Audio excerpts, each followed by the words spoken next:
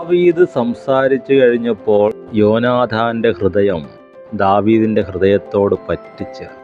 യോനാഥാൻ ദാവീദിനെ സ്വന്തം പ്രാണനെ പോലെ സ്നേഹിച്ചു. രാജകുമാരനാണ്.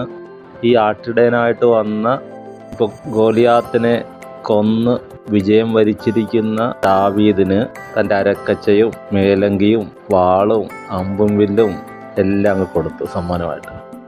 അവനോട്ട് ഉടമ്പടി ചെയ്തു. ഇവനങ്ങ് ഇഷ്ടപ്പെട്ടു. എന്നാൽ ശ്രദ്ധിക്കേണ്ട കാര്യം അതല്ല. ദാവീദ് ഇതിനു മുമ്പും കൊട്ടാരത്തിലുണ്ടായിരുന്നു. ശൗലിൻ്റെ അടുക്കെ വന്നു. ശൗലിന് ദാവീദിനെ ഇഷ്ടപ്പെട്ടായിരുന്നു.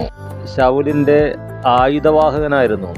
ശൗലിൻ്റെ മേൽ ദുരാത്മാവ് വരുമ്പോൾ കിന്നരം വായിച്ച് അതിനെ ഓടിച്ചിരുന്നത് ദാവീദായിരുന്നു. അപ്പോഴൊന്നും യോനാഥാൻ്റെ കണ്ണിൽപ്പെട്ടില്ല. ഇപ്പോൾ ഒരു പോരാട്ട വിജയം കഴിഞ്ഞപ്പോൾ സംസാരിച്ചപ്പോൾ കണ്ണിൽപ്പെട്ടു, ഹൃദയത്തിൽ തട്ടി. സഭാപ്രസംഗിലൊരു വചനമുണ്ട്, സാധുവിൻ്റെ ജ്ഞാനത്തിന് വിലയില്ല. ഒരു ജ്ഞാനി പട്ടണത്തെ രക്ഷിച്ചു, പക്ഷെ അവൻ സാധുവായതുകൊണ്ട് വില കൊടുക്കുന്നില്ല ആൾക്കാർ. ഈ സാധു എന്ന് ഉദ്ദേശിച്ചത് പണമില്ലാത്തതെന്നുള്ള അർത്ഥത്തിലല്ല, പവറില്ല. ഇപ്പോൾ നമ്മൾ നോക്കിയാൽ ഈ തലമുറയിൽ തന്നെ ചില രാജ്യങ്ങൾ പട്ടിണി കിടക്കുകയാണ്.